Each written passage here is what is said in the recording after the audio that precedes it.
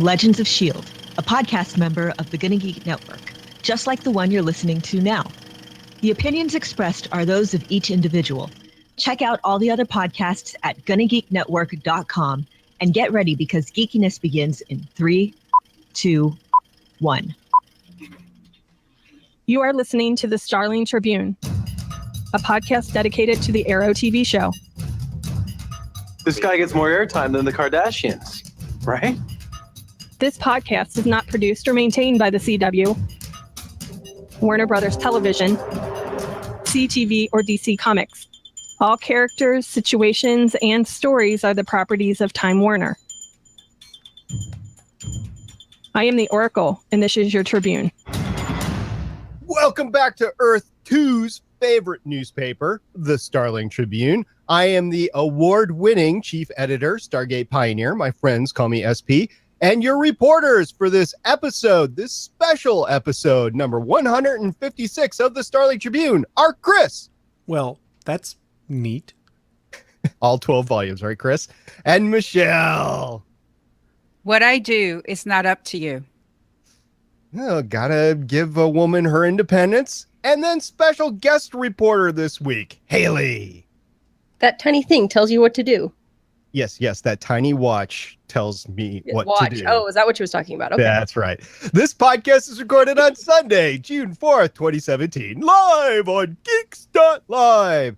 Today, we are going to have a spoiler-filled discussion about the 2017 film, DC film called Wonder Woman. So you have been warned, we are going to be talking spoilers.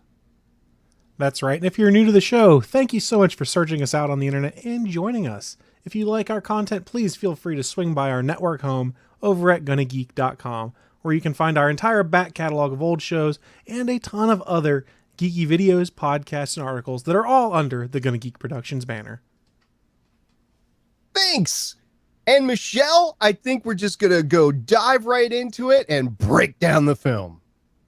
Sure. Okay. Wonder Woman. The official United States release date was June 2nd, 2017.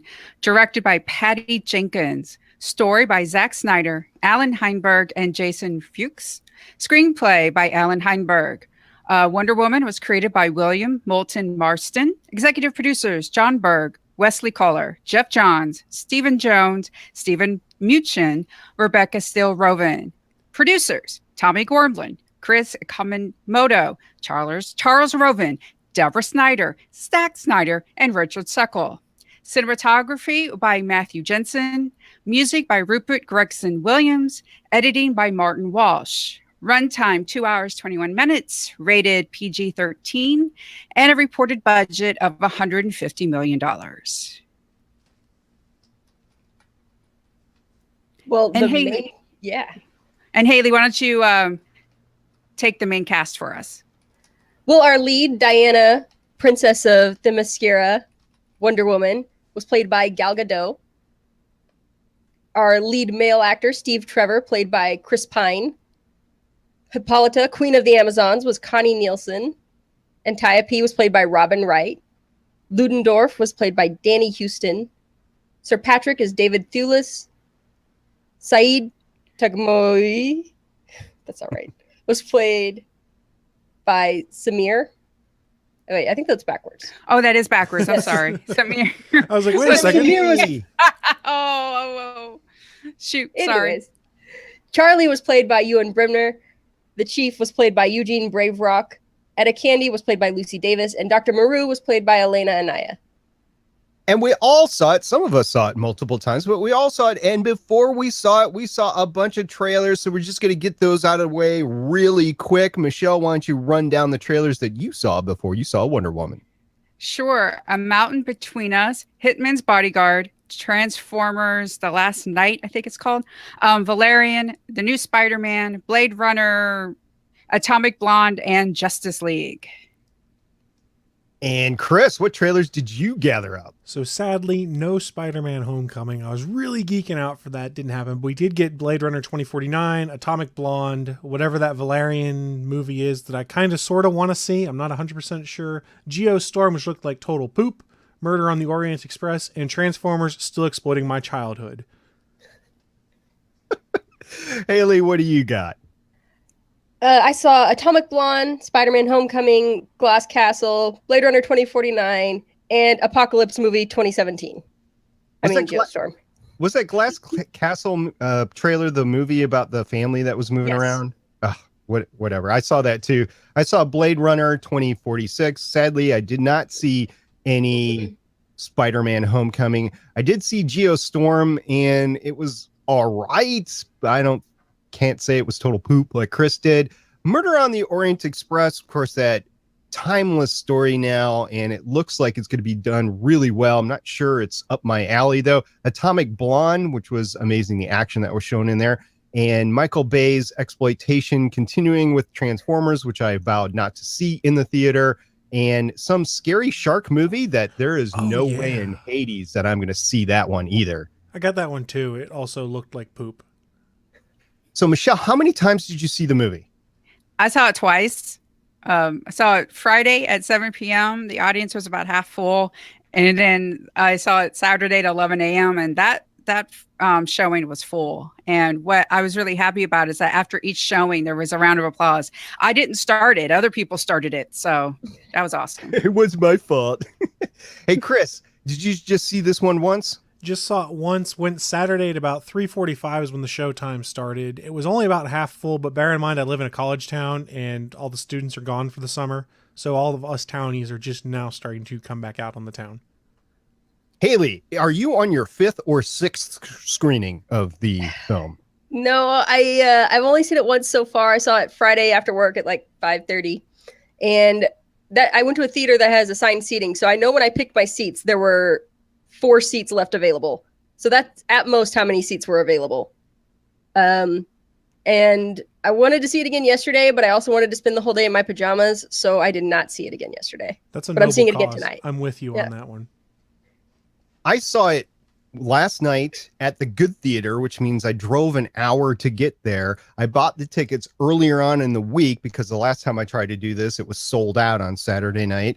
So when I bought the tickets, there weren't any, but I was the first one to choose, and that was Tuesday, Wednesday, something like that. But it was a completely full theater. Didn't get any applause at the end. I think there was some confusion at the end as to whether there was going to be a mid or a post-credit scene or not. I had done my research beforehand, and I knew that there was not, so I didn't bother sticking around since I had an hour drive back. But the audience was really engaged. They laughed at all the appropriate parts, and they cheered at all the appropriate parts. So it was a really engaged audience, and I loved seeing a movie in the theater with a great sound system and my own seat that reclines. So I will be going back to that theater. See, I loved seeing all the people wait for the post-credits scene. I like USP. I did my research and knew there wasn't one. So we got up and we started leaving. I see these people giving me a dirty look. I'm like, so that's what it's like when I give people dirty looks in Marvel movies when they leave. I understand now.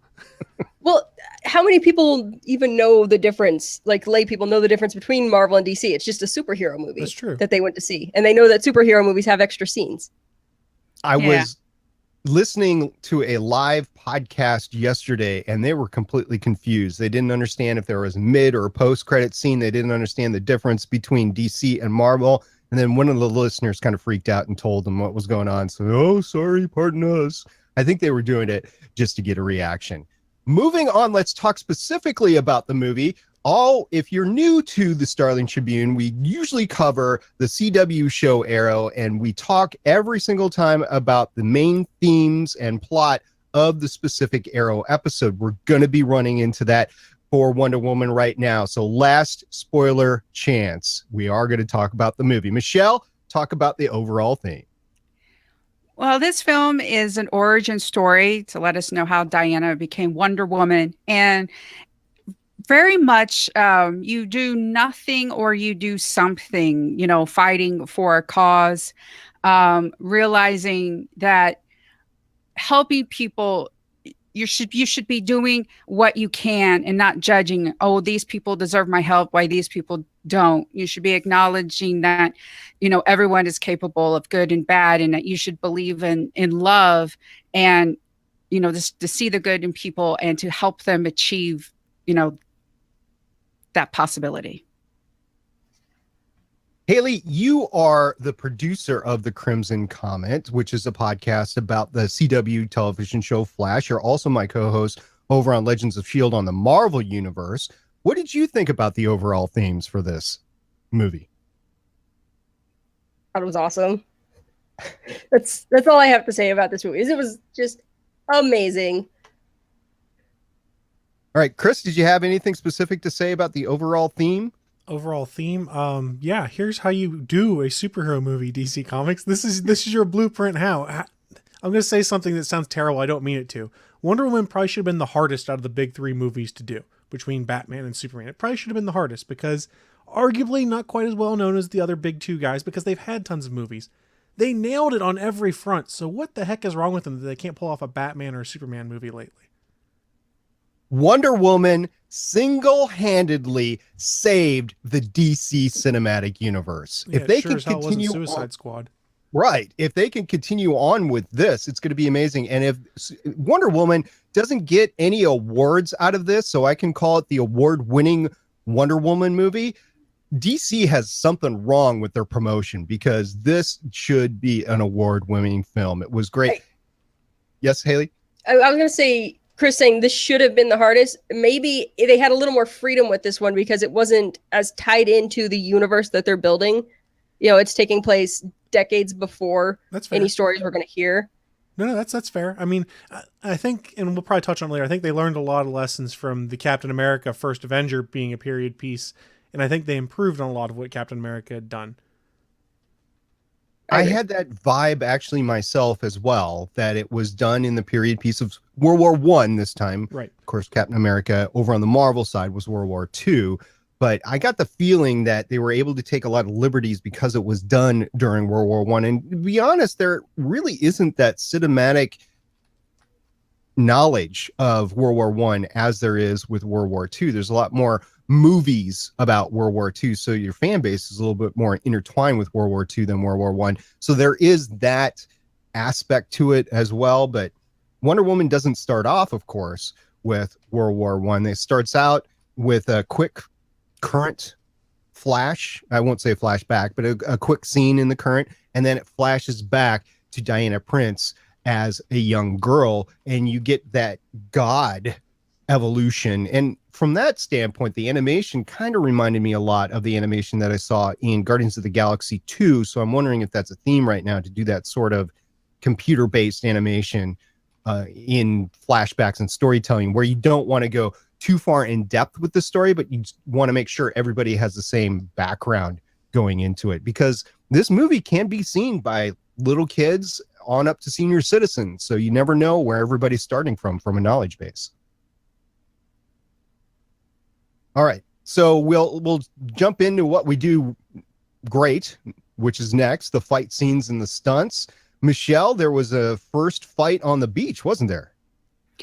Yeah. So, after there's this great training segment, and Wonder Woman, Diana does her gauntlets, and she's boom, big release of power, and then she's standing on a cliff, and then Steve Trevor comes along and crashes into the sea, and she goes and rescues him, and because he basically was able to come through the magic shield that protects the mascara, those pursuing him, some of them got through. And so you have the Amazon warriors with their bows, their arrows, going up against these World War I soldiers with guns. And there was just, seeing these women, like they did these arrows into the cliff, and they swung down on ropes and, on horses, and then they, like the spear, using that to get sand in people's eyes, and,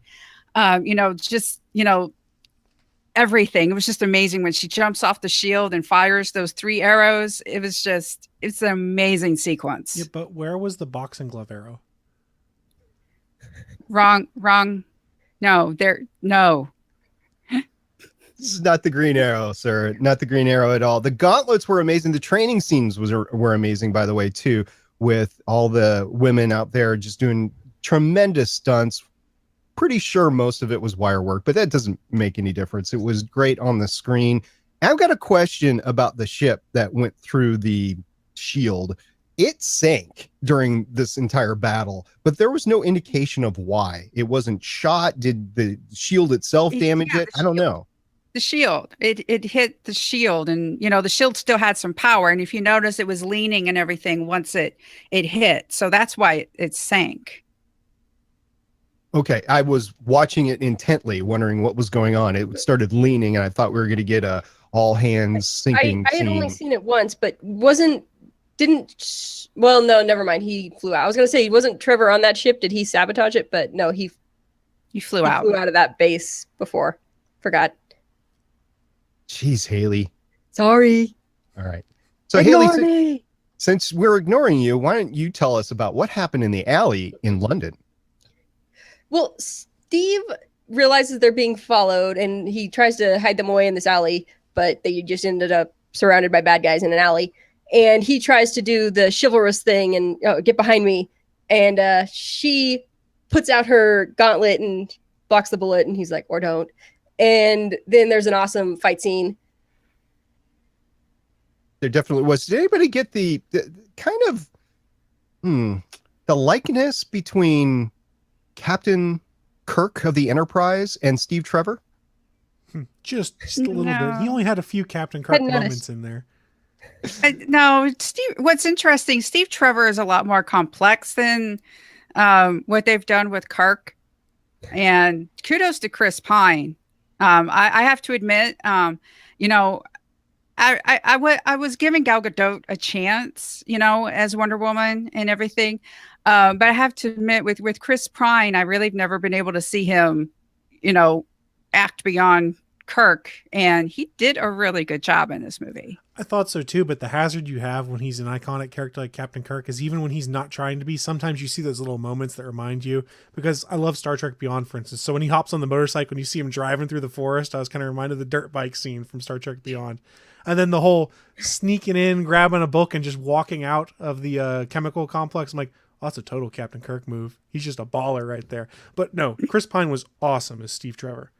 About the motorcycles, when you're the son of the famed Chips Sergeant Cottrell, you got to know how to ride a motorcycle. I mean, Robert Pine was his dad and was one of the stars on Chips. So yeah, you better hope that he knows how to ride a motorcycle.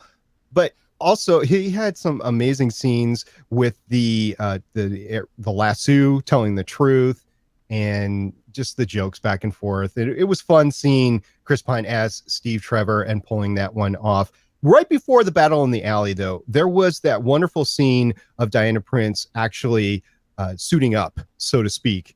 And it was it was fun. I think it was done really well. And it introduced Etta Candy as well. And we'll have to talk about it a little bit later. I didn't think Etta was actually integrated into the story as much as she should have been. However, there was a lot to cover in 2 hours and 12 minutes. So you got to take what you can there.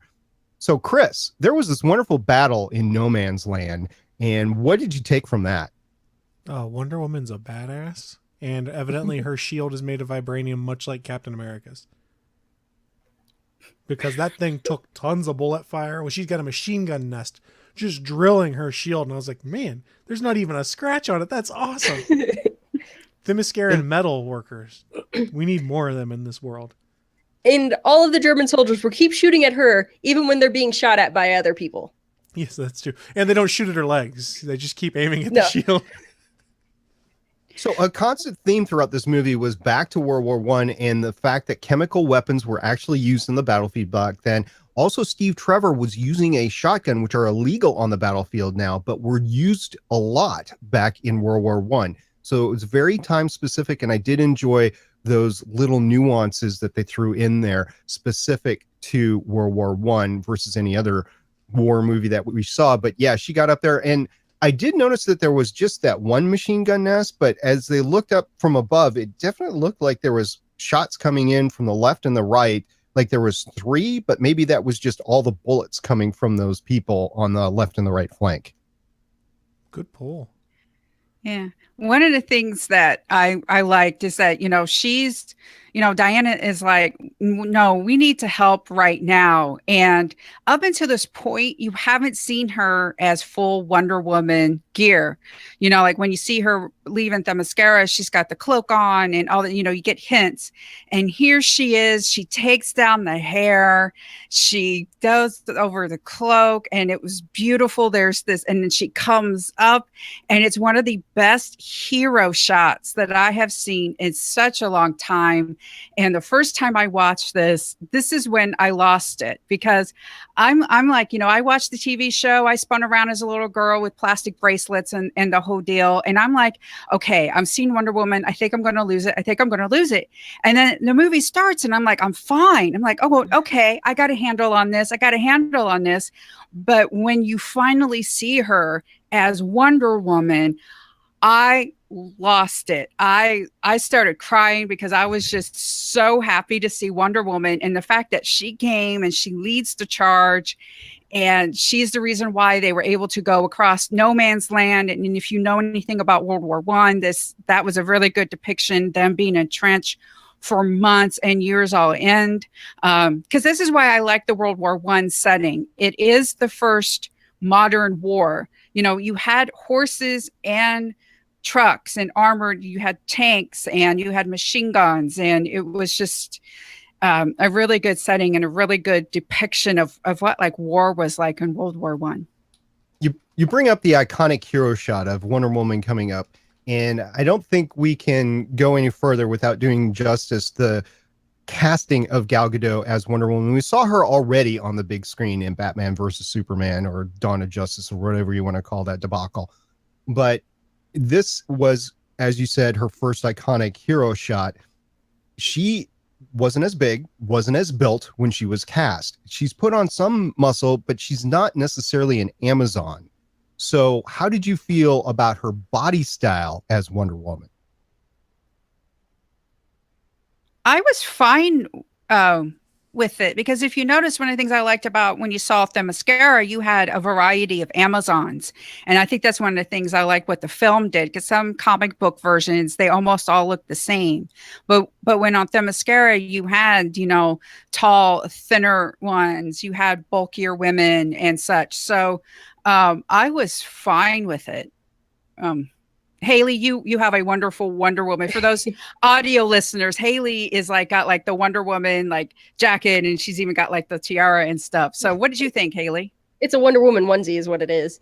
But I wish she had been a little more muscular, but it wasn't anything that I was thinking about during the movie.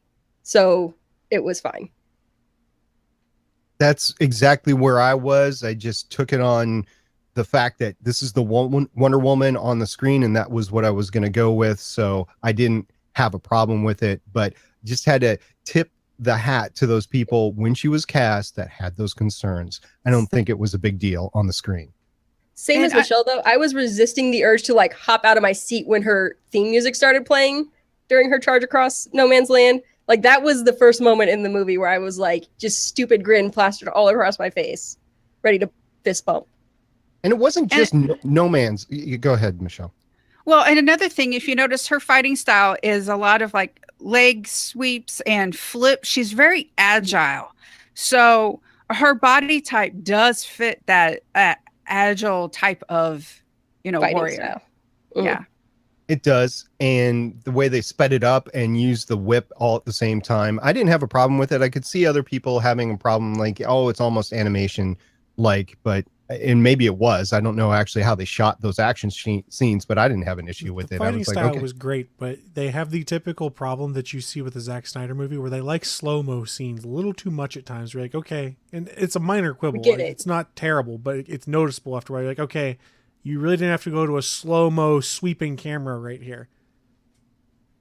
No, it was an interesting breakup to the fight in Veld, which is what I wanted to go to next, Chris. It wasn't just the fight in No Man's Land. Once they got across No Man's Land, they had to go to Veld and liberate the town from the Germans, or the Huns, I guess would be the correct vernacular for that time period, in Veld, that were basically encapsulating everybody there as slaves. And in one of the tower, not the tower scene, but in the second floor or third floor fighting scene, they broke it up with those slow motion scenes, which I think was pretty good, but maybe too much. I don't know. What did you think about the fight in Veld, Chris? Oh, like I was saying, it's the slow-mo. Then I'd stepped ahead of myself a little bit there. It's a great fight. It's a ton of fun. She's a total badass, bouncing through walls and throwing people around. It's just, I'm not a huge fan of constantly lots of little well, not constantly, but an excessive number of the slow motion scenes. And it's not bad. It's just not my kind of thing. But the fight's awesome. Haley, talk me through the sheer power that was the tower explosion. In Veld? Yes. Yeah, I mean, you throw a Wonder Woman at it. She was totally Hulk in this movie, by the way. Oh, totally. Just like, you point her at the problem and get out of the way. You definitely did. And it was nice to see Trevor use the same shield trick that he had seen on the beach as well. And it took 3 of them to hold up that armored door, but they did it. And yeah, she leveled the top of that church.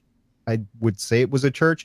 And all the time I was thinking, oh, did you really have to level the top of the church in order to take out the sniper? But I was like, yeah, at the end of the day, who cares? Better safe than sorry.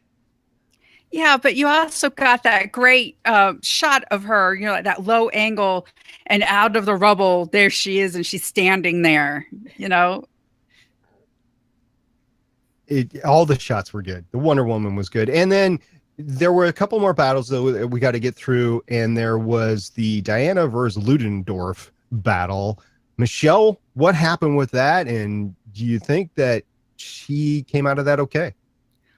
Well, she's going, okay, this Ludendorff guy has to be Ares. He's the one that's in charge. He's the one that wants this chemical weapon that can basically, melt gas masks and, render them ineffective and such. And Dr. Maru actually develops this gas, and when he inhales it, he's all like, glowy, and even leads the audience to think, oh, this must be Ares, and he needs the gas to like power up.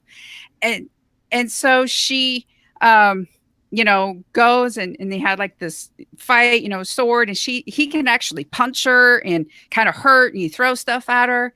And so this makes her even more convinced that, okay, I'm up against Ares. And then eventually, she stabs him on the roof, but then like the war doesn't magically end. And she's like confused because she's like, wait, I killed Ares. Now everybody should be like not wanting to fight, and it should all be done, but it's not.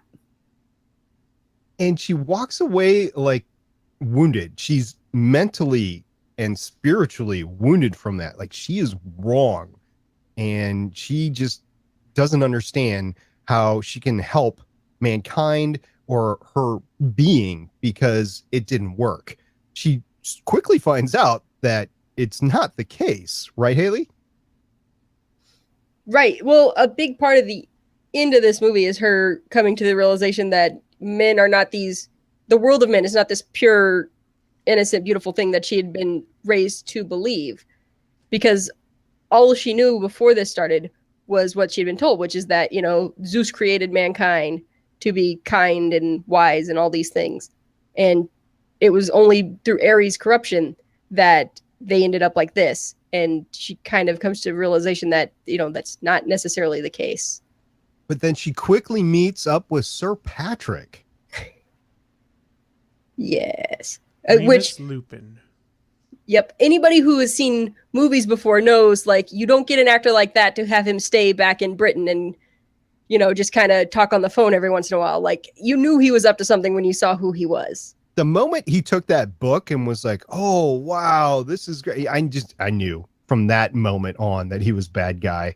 I knew as soon as I saw him, because I was like, you don't cast that guy to not use him as the bad guy. It's like, name that tune. I could do it in 3 notes. I could do it in 2 notes. I could do it before I hear the song. That was Haley right there. Kudos to Haley. See, sometimes people of caliber are willing to do a movie to give it weight and to validate it. So part of me was like, well, maybe he did this because it's Wonder Woman and he wanted to make sure people understood this is a quality movie. So I did not automatically peg him as the bad guy. I'm going to completely admit that right now. I was actually surprised that he ended up being Ares. Well, the movies that do that are movies like Saving Private Ryan, Private Ryan. Yeah, not Patrick Ryan. Saving Private Ryan, where you had Ted Danson, which was on the screen for less than 2 minutes, but he came in to do that. But the movie was much bigger than that. You had a lot of cameos from a lot of people that came in to film that film because it was so iconic and about the D-Day invasion and everything around there, and that the production team behind it was so great. So yeah, I kind of have to side with Haley here, is that Wait a minute. Saving Private Ryan had Steven Spielberg. So everyone's going to be like, I will walk across the screen to give somebody coffee and say a line to say I worked with Steven Spielberg. No disrespect to Patty Jenkins, but the fact that I don't really think a lot of people were unfortunately clamoring to work with her, and this had an uphill battle.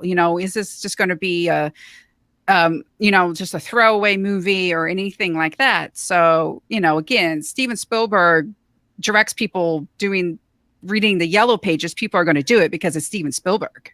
Right. And remember, going into this, all the DC Universe movies we've gotten up to this point had been crapped all over by everybody. Justifiably in most cases. Yes.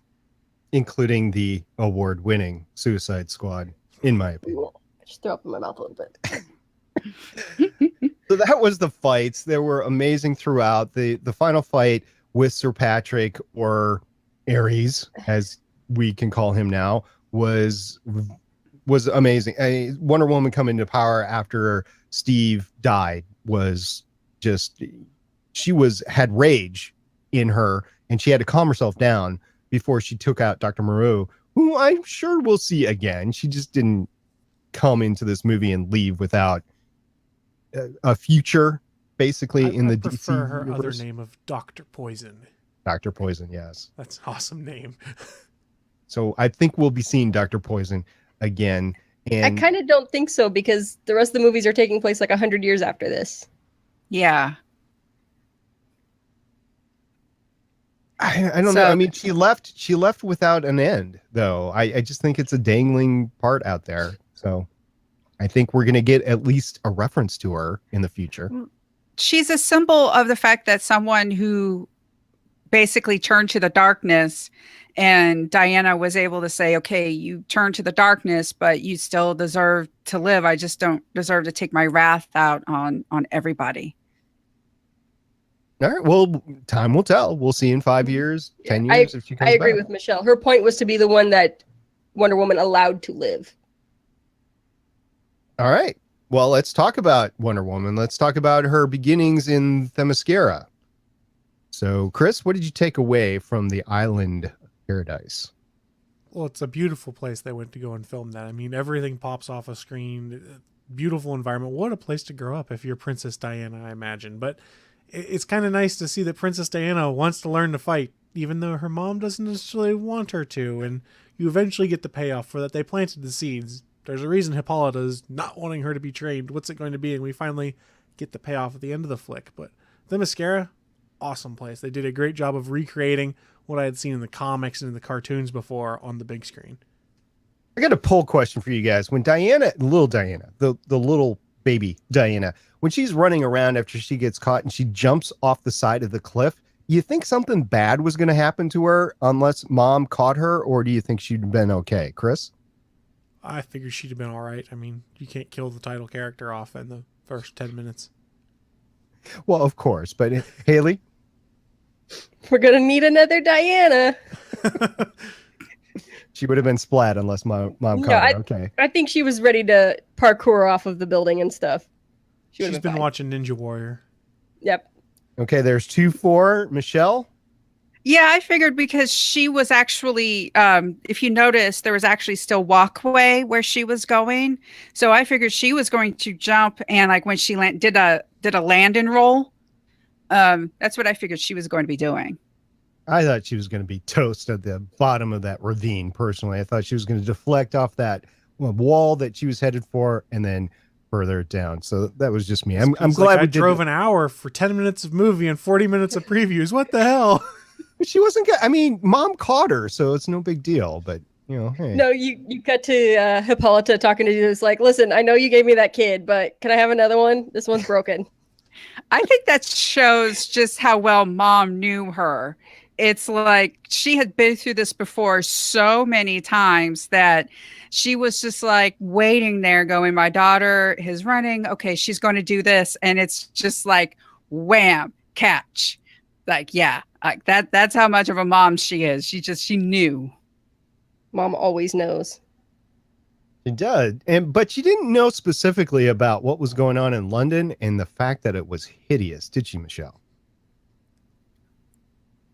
Well, of course, mom was really upset when Diana decides to leave. That is a change from, there's different versions, comic book versions. And, Diana in the beginning thinks she's made out of clay and that Zeus just breathed life to her. But then later on, we learned that that's different. And instead of like the champion games, in order to pick the Amazon who goes, she's more of like, I have decided to go.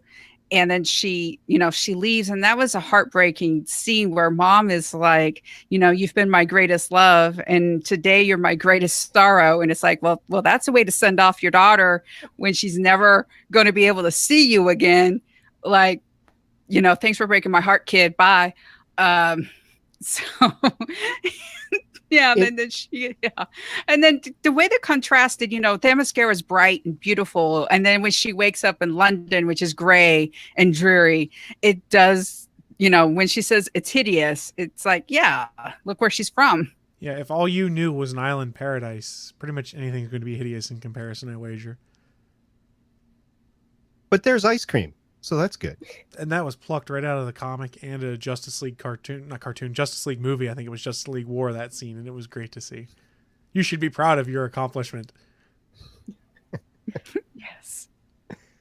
Right. So, Michelle, where do you want to go from here? You want to talk about Steve? You want to talk about the team? A lot of people might say, oh, Steve's just a love interest, but he's not. A lot of people talk about agency and how when it's the male lead and the woman's just kind of like trailing along, here's a case of where Diana has her own agency. I am going to go to the war and take care of Ares, whether you're with me or not. And Steve is like, I'm going to find the chemical weapons and destroy that, even if you decide not to come along. And, that's one of the things that I liked about it. I liked how Steve already had his motivation, that scene where he talks about his father and the watch. And, here he is, he's an American, but he's a spy for the British. And it really, when he tells Diana, I can save today, you can save the world. And that really sort of sums up, who he is. Great line, too. Mm-hmm.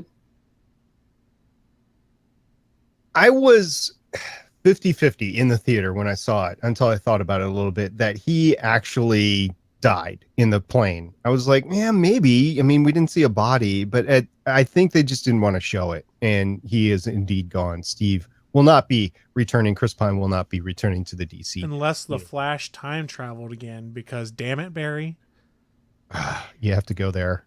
Especially after last week, Chris. You have to go there. Look, anything's possible, man. He's always screwing up time in the TV world. Why don't they do that in the movie world now? At that moment in the plane, that really, Chris Pine went through all those emotions in like a minute. And just like when he realizes this is what I'm going to do and such, that was, I'm like, oh no, but it makes sense that they went with the goddess origin for Wonder Woman, which means she's going to live, like at the end of the movie, she says like forever. And it's like, well, she is a demigoddess. So yeah, who knows how long she could live. She hasn't aged a day, really, from the World War I, which is 100 years ago, till today. Yeah. That's just a drop in the bucket to her lifespan, probably. We don't even know how long she was on Themyscira for. Yeah, she did grow up. I mean, she wasn't a kid forever, and she wasn't Right, made but as an adult. did she grow up over the course of hundreds of years? You don't know. Yeah, because she ends up being the god killer. So, because in the story, it says, okay, so Themyscira was created to protect the god killer, so Ares wouldn't be able to get to it. So, time probably passes differently there. And yeah, she could have been a kid for 100 years, and then a teenager for 300 years, yeah, we're not sure. They're never going to do it probably in a movie or a cartoon, but I would love for them to spend more time on Themyscira and just see what life is like there. I'm sure it's happened in the comics because you can do that kind of thing in a comic, but I would like to see a movie or TV show where they dealt with that. I was going to say, in the comic books, they continually go back to Themyscira at least once in every iteration. So it's not something that Diana is gone forever and that she actually could come back. So in a future movie, if they ever do Wonder Woman 2, or maybe in some iteration of a team-up movie, they could end up back at Themyscira. The only problem is in most of those, Steve Trevor goes back with her, and that's just not going to happen in this case. This is supposed to be the first of 3 Wonder Woman movies, though. I did not know that. That is awesome. Yes. One thing that I mentioned earlier on, and I feel that right now is a good time to talk about, is Etta Candy. Now, in the comics, that she is indeed a formidable character. She's got a lot of different iterations to her, more of a Diana friend than a Steve Trevor secretary. And I didn't mention we needed more of her, and I think I know why, because there's just too much ground to cover. But what do you think, Haley? What do you think? Do we need more of Etta? Well, yeah, that would be great, but you can see why. If they're going to make this movie really be about Wonder Woman on the battlefield, and they're going to very quickly get her out to the front lines, that's not really where Etta Candy is going to be. That's not her place in the story. So if, that's where they're going to take the story, Ed is going to get left in London, and that doesn't leave a lot for her to do. Did you see her shudder when they mentioned the word run? Yeah. And I took that as she was physically revolted by the idea of running, not that she was revolted against running the operation. I mean, I think they had to do a good job of balancing all these characters. You got to think, how long of a time frame does this movie take place over? A few days? A week maybe at the most? I mean, they condensed a lot of stuff time-wise, even from a short time period, into one movie. See, this is why I would have been okay if they didn't use Etta Candy in this movie and they just created a new character to be Steve's secretary, because now we're not going to get Etta Candy ever again. And it would have been nice if in the sequel we would have gotten an Etta Candy, and then there would have been more interaction with Diana, because Etta Candy is Wonder Woman's BFF basically, and all, like when she said, I kind of like a little fisticuffs. Well, that's Etta Candy. She ended up being her own. She's human, and she's her own hero, and she literally, just boxes, but she's a lot of fun, and because she really wasn't because she wasn't Diana's BFF in the movie, it's like, oh man. And because it's World War I, we're not going to get, unless Etta has a great grandchild and she just happens to be exactly like her great grandmother, we're not really going to get Etta Candy. Yeah, don't discount the fact you could have another Peggy Carter or Sharon Carter crossover kind of thing like they did in Captain America. That's exactly what I was thinking. The next Wonder Woman movie could take place like during World War II, and Etta Candy is now Wonder Woman's secretary. See, that would be cool, but all the stories I've seen have said that the next Wonder Woman movie is going to take place in present day. Boo. They're not doing the X-Men thing of decade by decade. That is correct. The articles I'd read online had all said next Wonder Woman would be present day. So presumably whatever happens in Justice League and Aquaman will shape the world that's going to appear in Wonder Woman's sequel, whatever they end up calling that. That's unfortunate, because I think in the Rebirth iteration of Wonder Woman, Etta Candy is a badass DEO agent underneath the wall. So we're not going to get that. And that's unfortunate, but it's what the DC universe gave us. So, okay, we'll take it and move on. Are there any other character moments that you guys want to talk about? You want to talk about the team, Chris? We can talk about them a little bit. They got a lot of depth in that team for the short time in comparison they were on screen. Like, you feel for every one of them, especially Charlie.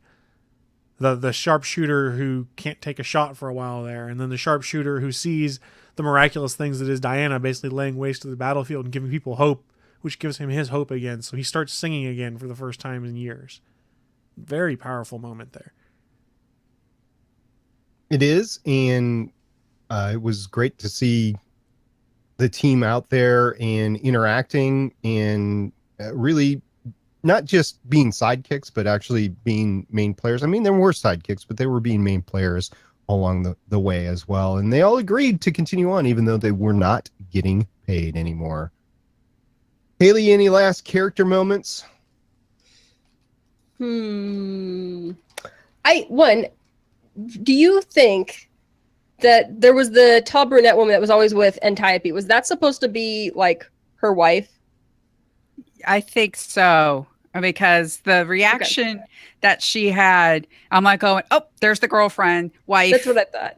Yeah, it's like When she died, yep. Yeah. I wasn't going to go there, but yeah, that's what I assumed as it was going on. I mean, not Chris Pine, Steve Trevor brought it up. You don't know what marriage is? Well, this is what marriage is. So he had to tell her. So there you go. Yep. All right. Michelle, last character moments.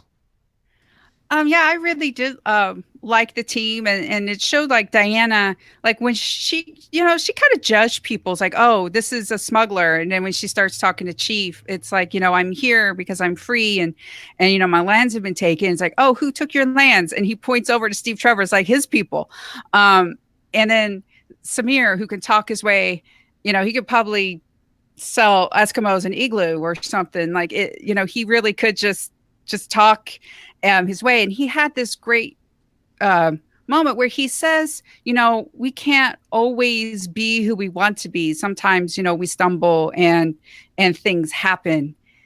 And, I also like the fact that Diana, she's a general. She can fight, goddess or not goddess. She knows how to win. She can fight, powers or no powers.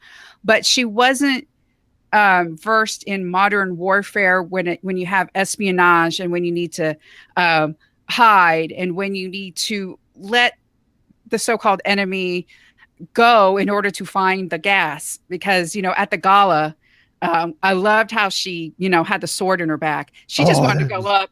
She just wanted to go up and, cut off the head. And Steve Trevor's like, you can't do that here. You can't do that. Was an amazing shot with her in the sword in the back of the dress. It just fit perfectly. You knew she wanted to rip that out and start tearing up, but she didn't. And that led to consternation between the two as well. But it was an amazing shot with her with the sword. It was like, oh yeah. So that was cool. All right. So we're going to take one more round of everybody. Last thoughts about the plots, any plot points that we missed, and then final thoughts about the episode or the movie. Haley. Well, there was that brown chicken, brown cow scene in Veld. Yes, in room 23. Nothing really else to say about it. That happened. I was amazed that it was actually there because, the town it felt was a little rushed. Yeah. Well, the town was right next to the war zone, and then, you still had a Class A hotel room to go brown chicken, brown cow in there. But yeah. There you go. And then last thoughts about the movie. It was amazing. Amazing. I can't wait to see it again tonight. Have fun there. Chris. So I can't really think of any other plot points I wanted to bring up, but overall, really good movie. I'm not sure where it ranks in all the superhero movies and stuff like that, because I try not to rank movies immediately after seeing them. But the way I would describe it is I came in there, I enjoyed myself, went, you know what? I would go see that movie again. Indeed, I will be buying this on the Blu-ray /DVD /digital combo. Michelle, we'll give you the last word. I am just so happy that it didn't suck. I'm just so happy that it's a good movie. It's just a good movie.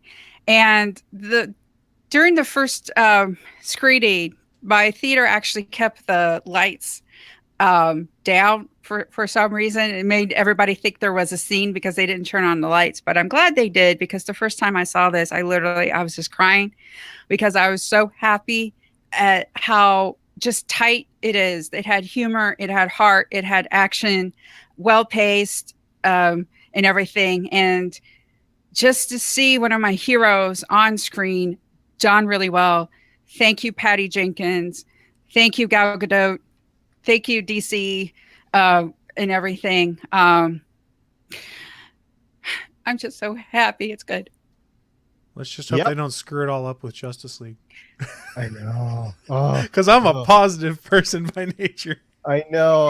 I'm cringing at that. So we'll see what happens. And I gotta throw a bone to Jeff Johns, because I think bringing him on really steered this in the right direction. Don't know if this was the original direction or not, but I'm sure having him around gave the film the extra oomph it needed to be as good as it was. So congratulations, and definitely one of the biggest female-led superhero success movies out there today, and can't wait to see what the final box office numbers are. So Michelle, if you were a regular listener of the Starling Tribune, we have another episode coming up this week.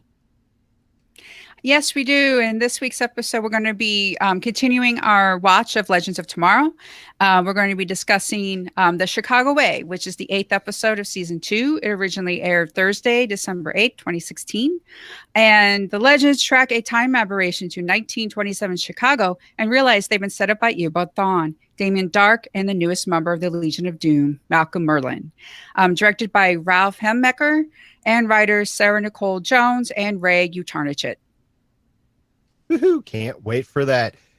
Now we're going to delve into some news and definitely some box office numbers.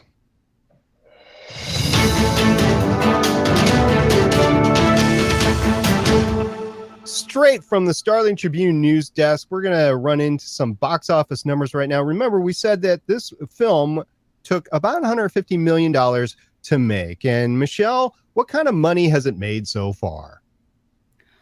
Well, domestically, so far, 100.5 million. They said that it could easily maybe go to 101. So this outing domestically easily beats the opening of the first Iron Man, which was 98.6 million. But she floats under the openings of such single, not team superhero origin features as Deadpool, which was 132.5 million, Man of Steel, which was 116.6 million, and Spider-Man at 114.8 million.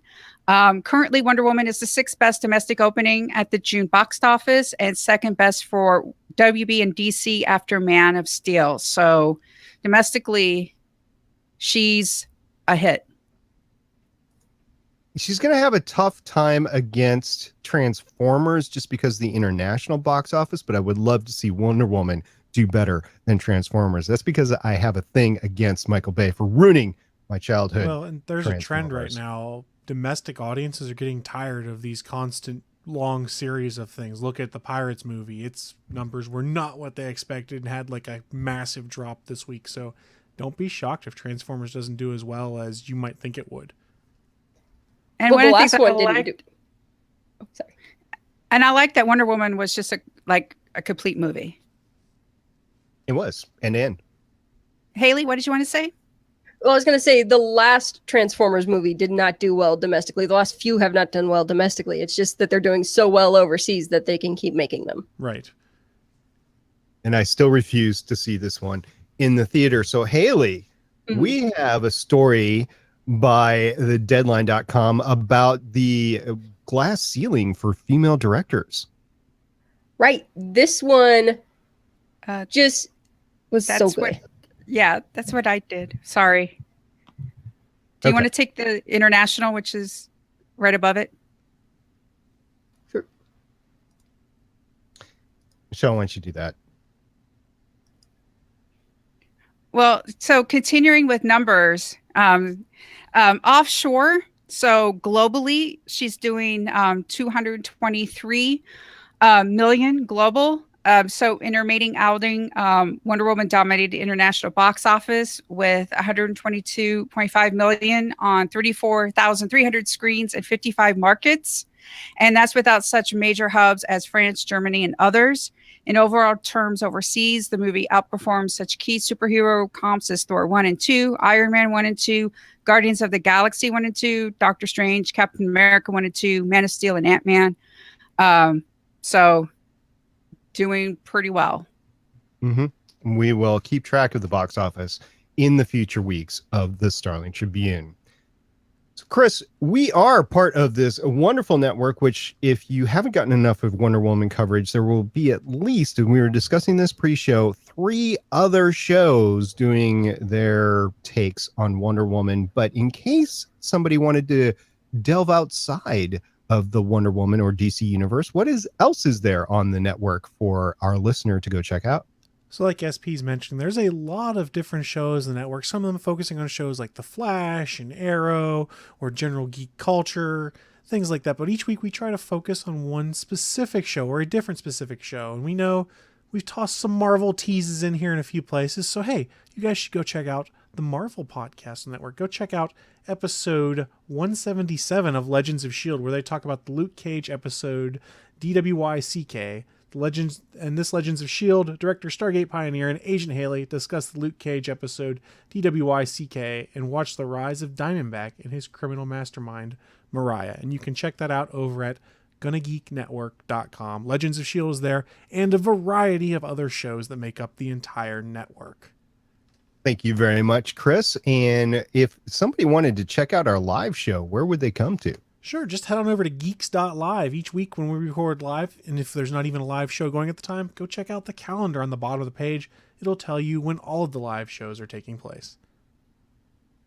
And usually, we will be changing this later on this summer, but usually we are live on Thursdays at 6 p.m. Pacific, 9 p.m. Eastern.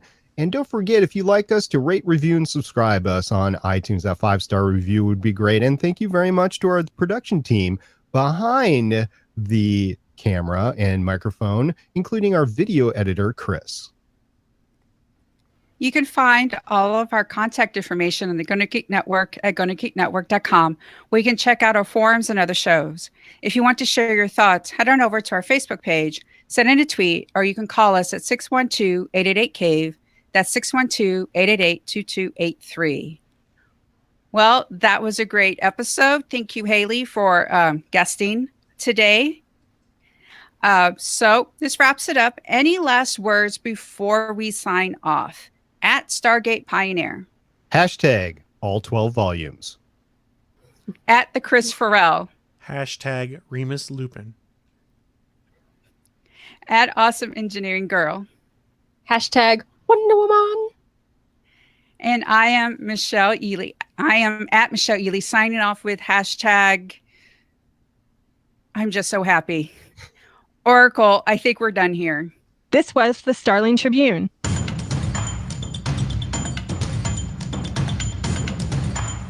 You can leave us feedback at GonnaGeek.com or check out our archive at StarlingTribune.com. Visit GonnaGeek.com for more podcasts. Music by Kevin MacLeod can be found at Incompetech.com.